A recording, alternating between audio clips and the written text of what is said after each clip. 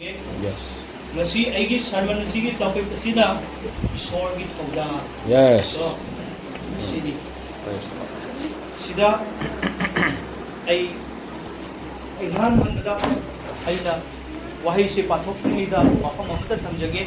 isini naw sing mayam tinbiri base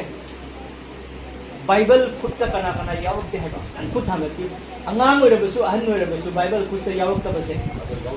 Bible yawdaba जय मसीह सबको कोई किसी का पास में बाइबल जो नहीं है वो थोड़ा सा कृपया करके हाथ उठा दीजिए यस फरे को ओके अखोई इकाई न रोई सीबा को मसी अखोई की इहान हनबा अखोई की तमजनिंगाई ओइबा ईश्वर की मसा ओइबगी अखोई की थौदांग दो असिदै सिदनी करिगिनो अखोई न चर्च कारक मतमदा बाइबल पुरप इकाई दोरिसे आई मयाम ममांग होरेन ओजाना हाइरपुद आई हांगदोकपा थीब फंगोय हाइबगी इकाइबगीरा खंगदबगीरा करिगिनो इसा इसागी लोंदा ईश्वरगी वाही लोइन सेमख्रबनी करिगिनो हाइबदी अखोइगी थवाइगी ओइब चिंजाक लौगदबसे असिगी वाही असिगी असेंब लाइरिक सिदगिनी मदुना मसिबु लाथोकपा हाइबसे अखोइगी थमोइददी ईश्वर यावदबा अदुगा चिन खक्तदा ईश्वर ईश्वर हाइबा अदु खक्तनी हाइबसे आइगा लौजे वारौबिगनी नंबर 2 दा ईश्वरगी वाही पुरक्तरिंग इसिदा आइना हाइजनिंगबदी मतम से मसिसु यामना इंपोर्टेंट होइबनी मरमदी हौजिक अखोय हाना ईश्वर यावदना लेरंबा आइगी हक्सांग मियोइबा ताइबम पानमना पानबा दो नत्रबने हौजिकदी ईश्वरगी थवाय सेमदुना ईश्वरना अखोयबु सिंगबिदुना अखोयबु खनोपिख्रबनी खनबिख्रबनी अदुना अखोयदी ईश्वरगिनी ईश्वरगी दमकता वाही तागे तमगे खंगे थागतके हादुना बोर फंग लाप मतमनी अदुना मतम से मागी ममांगदा सेंगना अखोयना थम सोरना पुनमकी मथकता बोर पिबो ओइसनु मसिना मोबाइल गी हाइगी बदो मदो आई यामना थागले ओजादा चर संगको मतमदा मोबाइल सिदिको अदुम अखोय हाइबदी मतम पुनमक दुम पाइदुना लेरमने दुम हक्तंग अखोय थादो मिनसेबा दुमाइना को अदुमाइना लेरे अदुगा ईश्वरगी वाही आई पाजरके ngasiगी ईश्वरगी वाही सिदा सिदा असुमना इदुना ले रोमांस 12 की verse 4 and 5 ता स्माइना इदुना ले मरमदी अखोय अममंगी हक्सांग दा कया जामना ले मरमदी अखोय अममंगी हक्सांग दा कया जामना ले अदुगा कया पुनमकना तौगदबा मथौ मानदे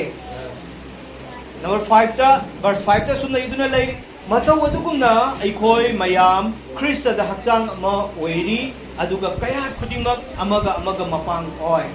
पात्रबा ईश्वरगी वाही खुदिमक की मथकता बोर भी कोइसन ईश्वर चंगजसे मतिक मंगान थल्लब सर्गद लेबा इपा ईश्वर नखुया खादा नोलुक न चंगजरकपनी प्रभु फजरबा ngasi मतम से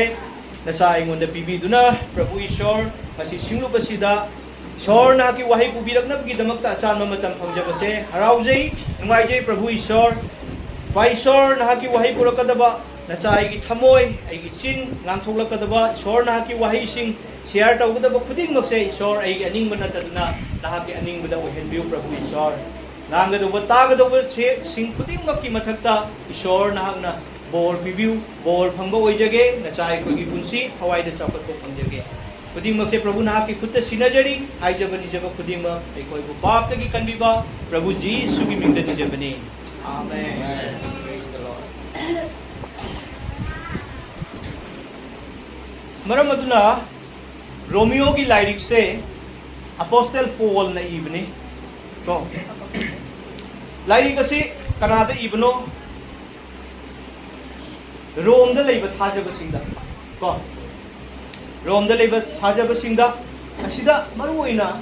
रोमियो रोमांस की लाइरिक से रोमांस की लाइरिक असिदा माइगी मनुंग द इरिबा हाइबदी पॉल न खंगलिंगनिबा मागी चिठी असिदी काइनो हाइबदा महांगना लाइरिक असे थाजबसिंदा थाजबगी मतांगदा अमदी मरुओइबा तंबीबा अमसुंग खंगहनबदा इबनी हाइ अदुगा महांगना मरुओइबा अचुंबसिंग हाइबदी अफबो पाव अरान खुबम अदुदगी पाप सीबदगी हिंगतबा थाजबा मई हौना सावबा धर्म चेलहनबीबा चुमहनबीबा हंदोकबीबा पुकनिंग होंबा वायन जाथंग अदुदगी सिंगो मयाम से पेलहनबा इरापा धर्म चेनबा सिंथाबिनबा ख्रिस्तान सिंगी निंगतंबगी नियम सिंग थौजान ꯏꯪꯊꯕ ꯑꯃꯁꯨꯡ ꯑꯇꯣꯞꯄ ꯍꯤꯔꯝ ꯀꯌꯥꯒꯤ ꯃꯔꯝꯗ ꯄꯣꯜꯅ ꯃꯁꯤꯒꯤ ꯂꯥꯏꯔꯤꯛ ꯑꯁꯤꯗ ꯃꯌꯥꯝꯗ ꯄꯨꯛꯅꯤꯡ ꯊꯧꯒꯠꯅꯕꯒꯤꯗꯃꯛꯇ ꯃꯁꯤꯒꯤ ꯂꯥꯏꯔꯤꯛꯁꯦ ꯏꯈꯤꯕꯅꯤ ꯑꯗꯨꯅ ꯃꯁꯤꯗ ꯉꯁꯥꯏꯒꯤ ꯋꯥꯍꯩꯗꯨꯗ ꯏꯁꯣꯔꯒꯤ ꯋꯥꯍꯩꯁꯤꯗ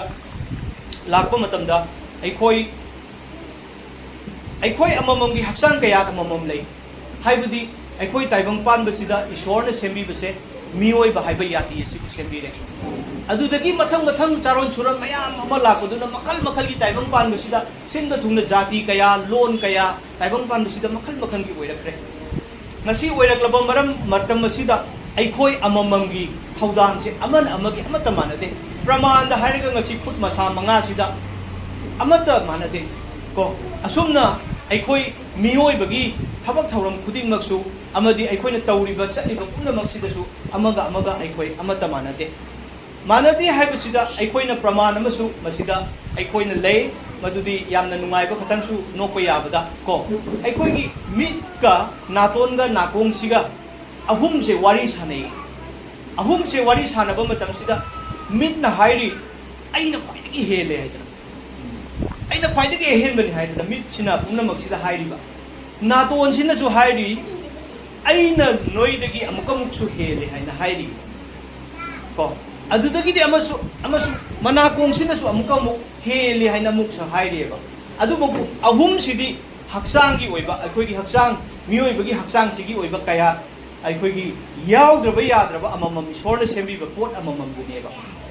masidai sida mitna hairi mana heli natonna hairi mana heli nakongna hairi mana heli mitna di ugadawbani udragadi aikoi blind man haibda oire aikoi chatpa ngamoi aikoi kaimata tawba ngamoi naton sina hairi manam namgadawbani masin ai sorom gadawbani masi yaudragadi karigumam ta ai haksang di mapung phaba ngamloi hai aduga nakongna hairi aina tagadawbani taraga thak punamakse aina tawba ngamgadawbani aikoi punamakse aina punna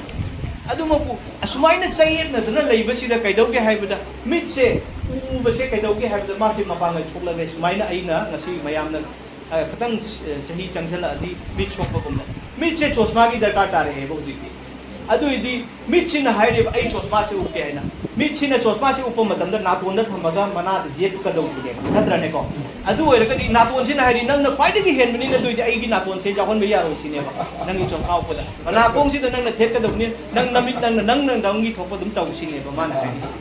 ko khatra ne ko aduna ai khoi mioi base haksang gi oiba part punamak amamam leibase mase punamak se punsallaga ai khoi mioi base ai khoi semani ai khoi na halna hingamba punsi marel adudi isor yaudana khangdana taibong panbagi oiramda ai khoi pap ta leirammi pap ta pokbani pap ki mahai aduna ngasi taibong panda su oiriba sing asini adumaku ai khoi na pap ta leiramba maram aduna isorna nungsibabigi damakta prabhu jisu kristana amuktangda ai khoi gi damakta punamak tarbon tawbiraga ai khoi bu karida ohenbire mahaki machanipa asumba asenba dharma senba haibado ai khoi se ohenbire praise the lord adudagidi ama yengsi ai khoi 2 Samuel 6:3 In Samuel 6:3 Makoina Pambaldo Sing the Yum Saduna Lairiba Abinaki Yum the Gi Anova Gari Amata Habe the Puraki Anova Garidu Abinadaki Pachanupa Uja Amadi Ahiwana Tauratana Pambaldu Puraklame number 4 to 5 to 6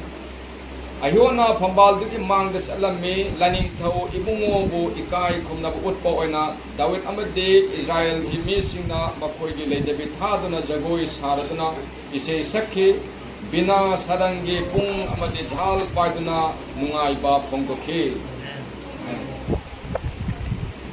asida asagi point do lakto mi ko asida yengo aikoi na David na Israel gi ningthau oirakpa matamda ko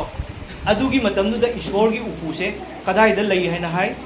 asi purakna bagi damakta makoi na ishor gi upu adu ahanba sangari amada hablaga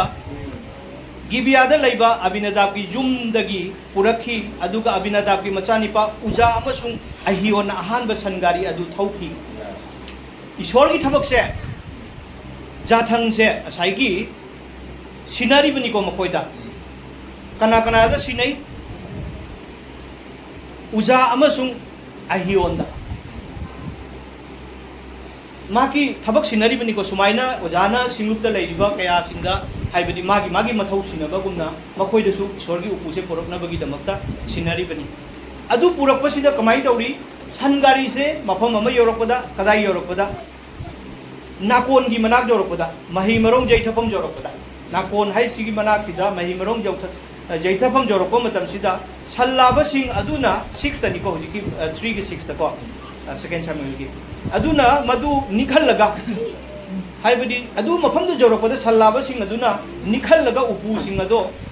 ujana makuti koktuna ishorgi upu do paikhalle hai haidi sangari du dagi gari du dagi porakpa poto taadore haidana ko mana upu do pairu reba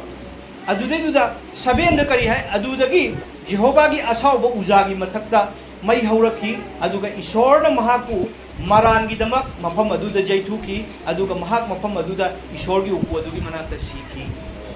yengu ishorgi thaugal taunabagi damakta ishorgi thabak thauramse taunabagi damakta David na makse thabaneba upu se launabagi damakta ishorgi thabak tauriba makse ishorgi asaubu do laaga saigi poto paibi yadabudugi maram oiraga amukam mabu hatok mabu ishorgi asaubu duna mase mafam aduda jaithukine hatpaneba adu oiradi jengu ai khoi su ishorgi thawal tauribani natra ai khoi punamokse adu oirabadi matam dugi hairaga yenguragadi haujiki hairiba sigadi matam dudadi ishorna mibu loina base pap tawbu khuding on the spot matam duda ishorna kudak ta punishment pirameba adu haujiki matam sidadi thaujal gi matam oibanina ai khoina mado ai khoida madu leite adu mapu masigi matang sida aina noida samlapna haibagi maramdi masi puthorapagi wadi asaigi ai khoina mi khuding ma amamam hakchang kaya jamna lei kaya punamak tawgadaba mathau manade haibadugi matang se hujikti ai ishorgi thaugal loi oirabanina madugi matang duda concept se porakpaneba adudai duda hairakpase first chronicle gi 15 gi 2 da asimtang pasi ko first chronicle yes then David said there, no one but the Levites may carry the ark of God, for the Lord has chosen them to carry the ark of God and to minister to him forever. Thank you, praise the Lord. Madam, may teron adudagi David na haiki lebi macha sing natana kana amatana ishorgi upu adu puroi dabni matam duda ishorgi thawal taunabagi damakta lebi singse tongana lebi imung manung se makoi tongana matam duda thami adu maku ngaihaktan duda David na kaurugi matung maramna ngasi aikoi gi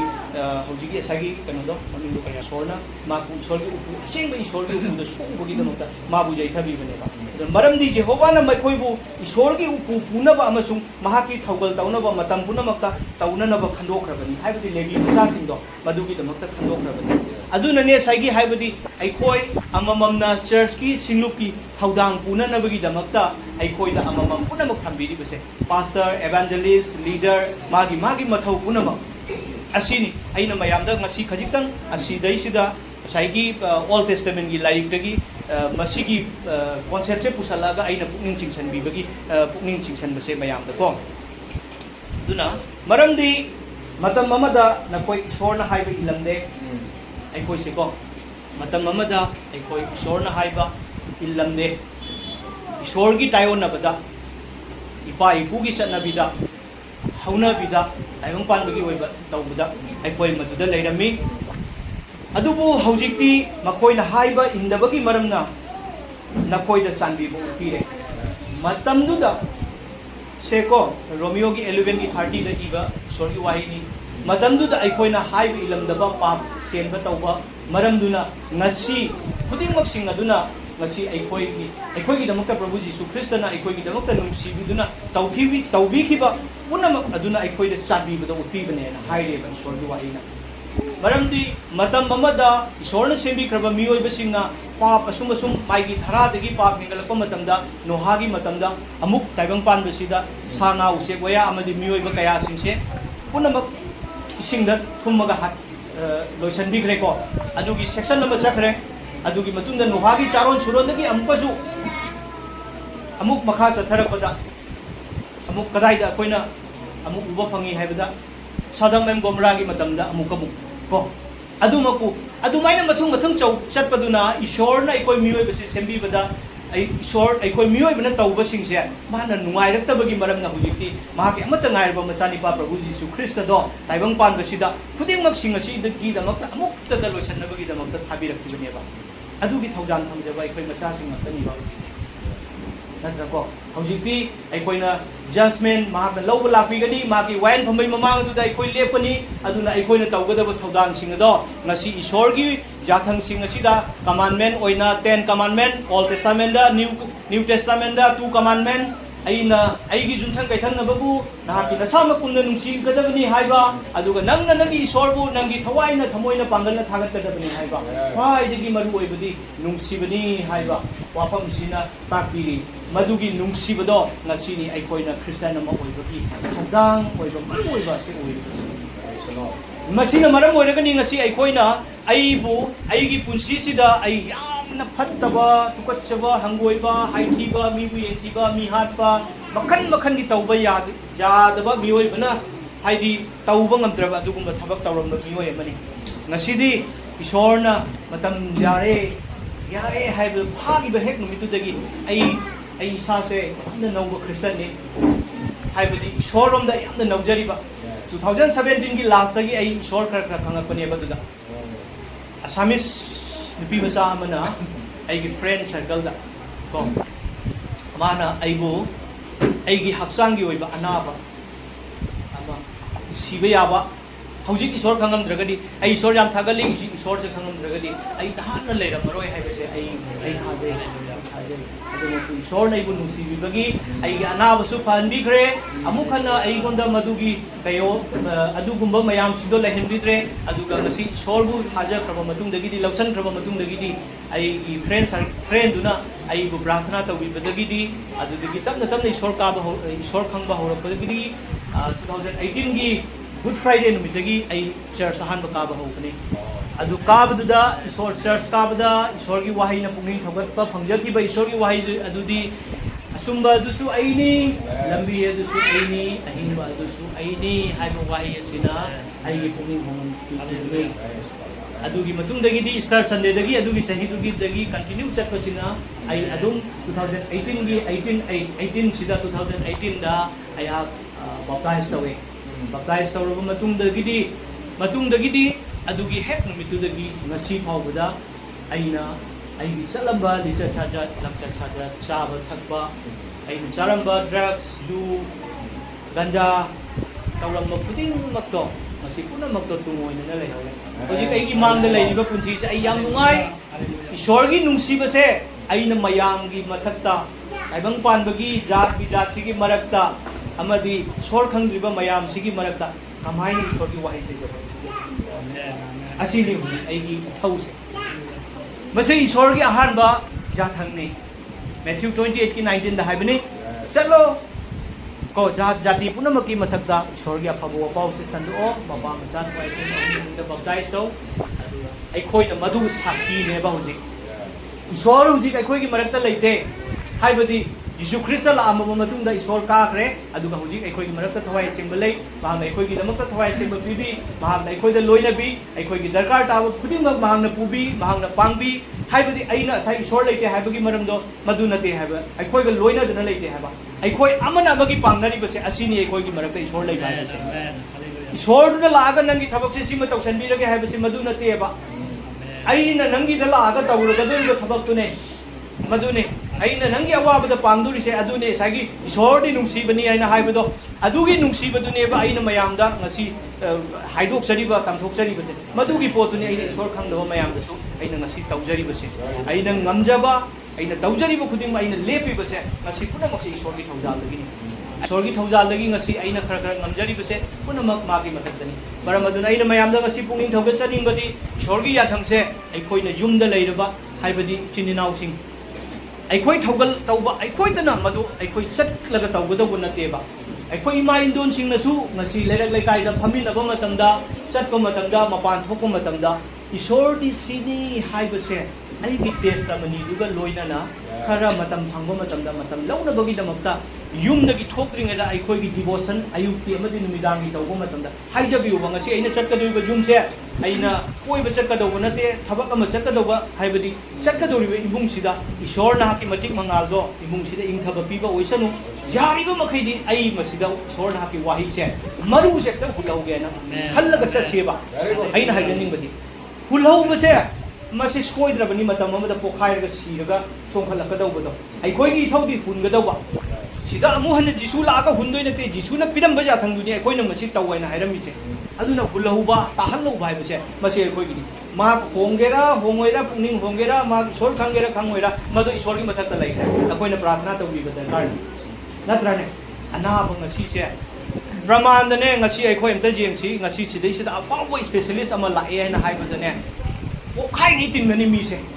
ꯌꯨꯝꯊꯣꯡ ꯈꯨꯗꯤꯡꯒꯤ ꯃꯤ ꯈꯨꯗꯤꯡꯒꯤ ꯃꯊꯛꯇꯅꯦ ꯑꯃꯃꯝ ꯑꯅꯥꯕ ꯑꯃꯃꯝ ꯂꯣꯏꯅ ꯂꯩꯔꯕ ꯄꯨꯟꯁꯤ ꯉꯥꯛꯇꯅꯦ ꯑꯩꯈꯣꯏ ꯃꯤꯑꯣꯏꯕꯒꯤ ꯄꯥꯞꯁꯤꯅ ꯃꯔꯝ ꯑꯣꯏꯔꯒ ꯄꯥꯞꯀꯤ ꯃꯍꯩꯁꯤꯅ ꯑꯗꯨꯅ ꯃꯁꯤꯒꯤ ꯃꯇꯝꯁꯦ ꯑꯩꯈꯣꯏ ꯊꯧꯒꯜ ꯇꯧꯕꯒꯤ ꯈꯨꯗꯣꯡꯆꯥꯕ ꯃꯇꯝꯅꯤ ꯐꯅ ꯐꯠꯇ꯭ꯔꯦ ꯍꯥꯏꯕ ꯃꯤꯗꯣ ꯃꯥ ꯑꯗꯨꯝ ꯃꯇꯣꯝꯇ ꯂꯩꯕ ꯃꯇꯝꯗꯅꯦ ꯏꯁꯣꯔ ꯏꯕꯨꯡꯉꯣ ꯍꯥꯏꯅ ꯊꯤꯕ ꯃꯤꯅꯤ ꯑꯩꯈꯣꯏ ꯃꯤꯑꯣꯏꯕꯁꯤ ꯏꯁꯣꯔ ꯏꯕꯨꯡꯉꯣ ꯍꯥꯏꯅ ꯏꯁꯣꯔ ꯂꯥꯏꯅ ꯊꯤꯗꯕꯅꯤ ꯍꯦ ꯂꯥꯏꯅ ꯍꯥꯏꯗꯕꯅꯤ ꯑꯋꯥ ꯑꯅꯥ ꯇꯥꯔꯛꯄ ꯃꯇꯝꯗ ꯏꯁꯣꯔ ꯏꯕꯨꯡꯉꯣ ꯑꯗꯨꯅ ꯑꯩꯈꯣꯏꯒꯤ ꯏꯁꯣꯔꯗꯤ ꯑꯃꯈꯛꯇꯅꯤ ꯑꯗꯨꯅ ꯃꯣꯏꯁꯨ ꯈꯪꯉꯦꯕ ꯏꯁꯣꯔ ꯑꯃꯈꯛꯇꯅꯤ ꯍꯥꯏꯕꯁꯦ ꯑꯗꯨꯕꯨ ꯃꯣꯏꯒꯤ ꯃꯆꯤꯟꯗꯨꯅꯁꯨ ꯑꯗꯨꯝ ꯁꯣꯟꯒꯅꯦꯕ ꯍꯦ ꯏꯁꯣꯔ ꯏꯕꯨꯡꯉꯣ ꯑꯃꯈꯛꯇꯅꯤ ꯏꯁꯣꯔꯗ ꯅꯤꯄꯥ ꯅꯨꯄꯤ ꯂꯩꯇꯦ ꯏꯁꯣꯔꯗꯤ ꯑꯃꯈꯛꯇꯅꯤ ꯑꯁꯤꯗꯅꯤ ꯑꯩꯈꯣꯏꯅ ꯈꯪꯕ ꯉꯝꯕꯁꯦ ꯁꯤꯒꯨꯝꯕ ꯃꯌꯥꯝ ꯃꯆꯥ ꯃꯆꯥꯁꯦ ꯃꯌꯥꯝꯅꯁꯨ ꯑꯗꯨꯝ ꯁꯨꯃꯥꯏꯅ ꯁꯤꯌꯔ ꯇꯧꯕꯤ ꯑꯗꯨꯃꯥꯏꯅ ꯇꯧꯔꯒ ꯉꯁꯤ ꯑꯩꯈꯣꯏꯅ ꯒꯣꯁꯄꯦꯜ ꯄꯨꯔꯛꯏꯕ ꯇꯧꯔꯤꯕ ꯈꯨꯗꯤꯡꯃꯛꯁꯦ ꯉꯁꯤ ꯍꯧꯖꯤꯛ ꯑꯩꯅ ꯏꯇꯤꯛ ꯊꯣꯛꯅ ꯇꯧꯕ ꯉꯝꯖꯩ ꯏꯁꯣꯔꯒꯤ ꯊꯧꯖꯥꯜꯗꯒꯤ ꯃꯈꯥ ꯇꯥꯔꯛꯄꯗ ꯔꯣꯃꯥꯟꯁꯀꯤ 11:29 ꯍꯥꯏ ꯃꯔꯝꯗꯤ ꯏꯁꯣꯔꯒꯤ ꯈꯨꯗꯣꯜꯁꯤꯡ ꯑꯃꯁꯨꯡ ꯀꯧꯕꯤꯕ ꯑꯗꯨ ꯍꯣꯡꯕ ꯉꯝꯂꯣꯏ ꯏꯁꯣꯔꯅ ꯄꯤꯕ ꯈꯨꯗꯣꯜꯁꯤꯗꯤꯅꯦ ꯀꯅꯥꯅꯁꯨ ꯍꯣꯡꯍꯟꯕ ꯉꯝꯃꯔꯣꯏꯗꯕꯅꯤ ꯑꯗꯨꯅ ꯃꯁꯤꯒꯤ ꯃꯈꯥ ꯇꯥꯔꯛꯄꯗ ꯄꯥꯕꯗ ꯉꯁꯥꯏꯒꯤ ꯔꯣꯃꯥꯟꯁꯀꯤ ꯑꯩꯒꯤ ꯀꯩꯅꯣꯁꯤꯒꯤ ꯕꯥꯏꯕꯜ ꯚꯔꯁꯁꯤꯒꯤ ꯃꯈꯥ ꯄꯥꯔꯛꯄꯗ 6ꯇꯒꯤ ꯄꯥꯕ ꯍꯧꯔꯛꯄꯗ ꯁꯨꯃꯥꯏꯅ ꯍꯥꯏ ꯑꯩꯈꯣꯏꯗ ꯄꯤꯕꯤꯕ ꯊꯧꯖꯥꯜ ꯑꯗꯨꯒꯤ ꯃꯇꯨꯡ ꯏꯟꯅ ꯑꯩꯈꯣꯏꯒꯤ ꯇꯣꯉꯥꯟ ꯇꯣꯉꯥꯟꯕ ꯈꯨꯗꯣꯜꯁꯤꯡ ꯂꯩ ꯋꯥ ꯇꯥꯛꯊꯣꯛꯄꯒꯤ ꯑꯣꯏꯔꯕꯗꯤ ꯑꯩꯈꯣꯏꯒꯤ ꯊꯥꯖꯕꯒꯤ ꯆꯥꯡ ꯃꯇꯨꯡ ꯏꯟꯅ ꯋꯥ ꯇꯥꯛꯊꯣꯛꯁꯤ ꯀꯣ ꯊꯧꯒꯜ ꯇꯧꯕꯒꯤ ꯑꯣꯏꯔꯕꯗꯤ ꯊꯧꯒꯜ ꯇꯧꯕꯗ ꯁꯤꯖꯤꯟꯅꯁꯤ ꯇꯥꯛꯄꯤ ꯇꯝꯕꯤꯕ ꯃꯍꯥꯛꯅ ꯇꯝꯕꯤꯕꯗ ꯊꯧꯒꯠꯄꯤꯕ ꯃꯍꯥꯛꯅ ꯊꯧꯒꯠꯄꯤꯕꯗ ꯄꯤꯕ ꯃꯍꯥꯛꯅ ꯄꯥꯝꯃꯨꯗꯅ ꯂꯨꯆꯤꯡꯕ ꯃꯍꯥꯛꯅ ꯄꯨꯛꯅꯤꯡ ꯆꯪꯅ ꯆꯥꯟꯕꯤꯕ ꯃꯍꯥꯛꯅ ꯍꯔꯥꯎ ꯍꯔꯥꯎꯅ ꯆꯥꯟꯕꯤꯕꯗ ꯈꯨꯗꯤꯡꯃꯛꯁꯦ ꯏꯁꯣꯔꯅ ꯑꯩꯈꯣꯏꯗ ꯍꯥꯏꯕꯤꯔꯦꯅꯦ ꯐꯖꯅ ꯃꯌꯦꯛ ꯁꯦꯡꯅ ꯑꯗꯨ ꯑꯣꯏꯔꯕꯗꯤ ꯑꯩꯈꯣꯏ ꯉꯁꯤꯗꯤ ꯏꯁꯣꯔꯒꯤ ꯑꯣꯏꯈ꯭ꯔꯕꯅꯤꯅ ꯏꯁꯣꯔꯒꯤ ꯑꯣꯏꯕ ꯁꯤꯡꯂꯨꯞ ꯍꯥꯏꯕꯗꯣ ꯑꯩꯈꯣꯏ ꯑꯃꯃꯝ ꯕꯣꯗꯤ ꯑꯣꯐ ꯈ꯭ꯔꯥꯏꯁ ꯆꯔꯆ ꯑꯣꯏꯈ꯭ꯔꯕꯅꯤꯅ ꯆꯔꯆꯀꯤ ꯊꯧꯗꯥꯡꯁꯦ ꯑꯩꯈꯣꯏꯒꯤ ꯇꯥꯏꯕꯪꯄꯥꯟꯕꯒꯤ ꯑꯣꯏꯕ ꯏꯁꯣꯔ ꯊꯥꯒꯠꯐꯝ ꯆꯔꯆ ꯑꯗꯨꯁꯨ ꯑꯗꯨꯗꯒꯤ ꯑꯩꯈꯣꯏꯒꯤ ꯍꯛꯆꯥꯡꯒꯤ ꯆꯔꯆ ꯑꯁꯤꯁꯨ ꯑꯩꯈꯣꯏꯅ ꯏꯁꯣꯔꯗꯒꯤ ꯐꯪꯖꯔꯤꯕ ꯊꯧꯖꯥꯜ ꯑꯗꯨꯒꯤ ꯃꯍꯥꯛꯀꯤ ꯀꯩꯅꯣꯁꯤꯡꯗꯣ ꯇꯣꯉꯥꯟ ꯇꯣꯉꯥꯟꯕ ꯈꯨꯗꯣꯜꯁꯤꯡ ꯑꯗꯨꯁꯨ ꯑꯩꯈꯣꯏ ꯊꯤꯁꯦꯕ ꯌꯦꯡꯁꯦꯕ ꯑꯩꯉꯣꯟꯗ ꯀꯔꯤ ꯈꯨꯗꯣꯜꯅꯣ ꯏꯁꯣꯔꯅ ꯄꯤꯕꯤꯔꯤꯕꯁꯦ ꯃꯗꯨ ꯑꯩꯈꯣꯏ ꯄꯨꯟꯅ ꯄꯨꯟꯁꯤꯜꯂꯒ ꯉꯁꯤꯗꯤ ꯑꯩꯈꯣꯏ ꯏꯁꯣꯔꯒꯤ ꯊꯧꯒꯜꯁꯦ ꯑꯃꯠꯇ ꯑꯣꯏꯅ ꯑꯩꯈꯣꯏ ꯇꯧꯕꯁꯦ ꯃꯁꯤꯅꯤ ꯏꯁꯣꯔꯅ ꯉꯁꯤꯒꯤ ꯅꯨꯃꯤꯠꯁꯤꯗ ꯃꯌꯥꯝꯗ ꯄꯨꯛꯅꯤꯡ ꯊꯧꯒꯠꯄꯤꯔꯤꯕꯁꯦ ꯑꯗꯨꯅꯅꯦ ꯉꯁꯥꯏꯒꯤ ꯑꯩꯅ ꯍꯥꯏꯖꯈꯤꯕꯗꯣ ꯗꯦꯕꯤꯠꯅ ꯎꯄꯨꯗꯣ ꯄꯨꯔꯛꯅꯕꯒꯤꯗꯃꯛꯇ ꯍꯥꯏꯕ ꯃꯇꯝꯗ ꯎꯄꯨꯗꯣ ꯀꯅꯥꯅ ꯄꯨꯒꯅꯤ ꯍꯥꯏꯕꯗꯣ ꯉꯥꯏꯍꯥꯛꯇꯪꯗꯨꯗ ꯁꯣꯏꯈꯤꯕꯒꯤꯗꯃꯛꯇ ꯃꯤ ꯑꯃꯒꯤ ꯊꯋꯥꯏ ꯃꯥꯡꯈ꯭ꯔꯕꯅꯤ ꯑꯗꯨꯅ ꯂꯦꯕꯤ ꯃꯆꯥꯁꯤꯡꯅ ꯄꯨꯒꯗꯕꯅꯤ ꯍꯥꯏꯕꯗꯣ ꯑꯗꯨ ꯑꯣꯏꯔꯒꯗꯤ ꯍꯧꯖꯤꯛꯇꯤ ꯑꯩꯈꯣꯏ ꯏꯁꯣꯔꯒꯤ ꯎꯄꯨ ꯄꯨꯕꯗꯣ ꯑꯩꯈꯣꯏꯅꯦꯕ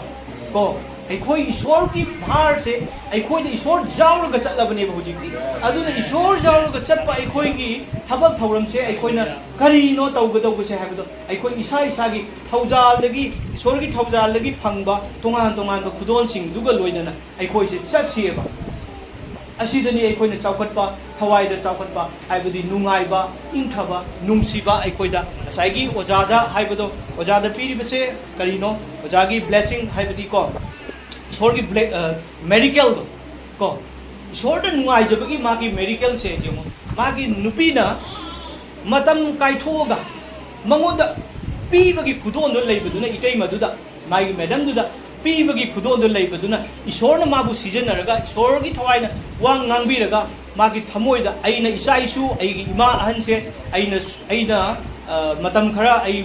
waraga su wana ai lehogani aduga nang ishorgi wahi tangda chalo aduga ishorgi thabak thoram se khoi tawgani phabo pau se sandok dabni haidana ma bu thabi ri bedo madu yengo madu kanagumba ama madu leiramdaba oiragadi ngasi ojasina mayamda share tawribase madu ishorgi saki thammibase ma ngamamoidabne ba aduma ku ishordi ahingbani haibadugi saki duni ekoise adugi saki duni ngasi mayamda testimony share tawribase maduna kanagumba magi thamoida kanagumba amada karigumba ishorgi saki yaudraba madu maki thamoida ishor yaude haibase ai haijani chumbra mayam chumiko haibadi ishordi ahingbani ahingba ishorbu irat thongiriba mahak adudi soidana ishorna tawbibagi anak anakpa medical anak thabak thoram naba phabagi nongonda khudon piriba thabo pau sandokpagi khudon piriba singdo nangna taibang panbasida mayam gi mathakta saki bigadabani aikoina baptize tawribasi karigino saki pinabagi natro adu oiragadi aikoi karigi ngasi saki pide sini aina sorna bol pibo isano aduna yamna matam sisu khara laure ado khatang ngaire loigadaba loisanaba tawrasi adumaina mathang mathang asini asaigi aikoigi thogdang haibadi maru oina ihan hanbada aikoina tawribase karino haibada ishorgi afabo pau porakpa aduni aduna sumaina amasu hai ishorgi wahina amatta ngaiba thawai adumakna pumnamak asi tawribani mahakna ningba matungina mi mamamda khudon asi khudon sing ase yanbi First Corinthians 12:28 se ay mutang father ke 12:28 sida sumaina I sab manaba verse ni ko sagi ikoi ki don sing pi baduga ishor na singlup ki manungda ahan da pa on sa sing on pi ai koi na pa ba matam dadi masi adum par ga sali ko ihan han bada ai koi da pi ba se singlup ki manung sida pa kong chat pa sing on adugi matung tarakpa ani suba sida wata ko misi ahum subada oja sing madugi matungda anak patawak tawga sing adugi matungda anaba phanbagi khudon sing don laiba sing pangbi ba sing luching ba sing amasung tongan ba dot nam ba sing khudok na bagi aina haijaningi madudi han han bada ishor na pi ko di ya se singlup ki han bada pi sing evangelist tauna bagi damakta pakong sa pasingse ay koy na ngasi ishor khanglap pasisu pakong sa pado madu mak se laamdragadi leiramdragadi ay koy ngasi ishor se khangamoidagi mak na maram oiraga church na singlup na thabi ba maram oiraga ishor gi thawjal phangdeba maram oiraga mak na ishor gi afabo pau se saigi haibu taibang malem sinba tungna jarbi jatu nakata sandok kibadugi maram oiraga ngasi maki prathana duna mano pulamba maruduna nangai se koi mafam sida pothabani mise na kongam maram aduna sini nauchi ngasi shor khangdadana leiba singi mathakta su ai koina masigi thugang se paikhat si amadi paikhat kadabani haibase amna maru oiba church ki ihan hanba thugang se koi paikhat mina si haibase masi aina thunjani masigi sermon message asigi conclusion oina aina purakadaw base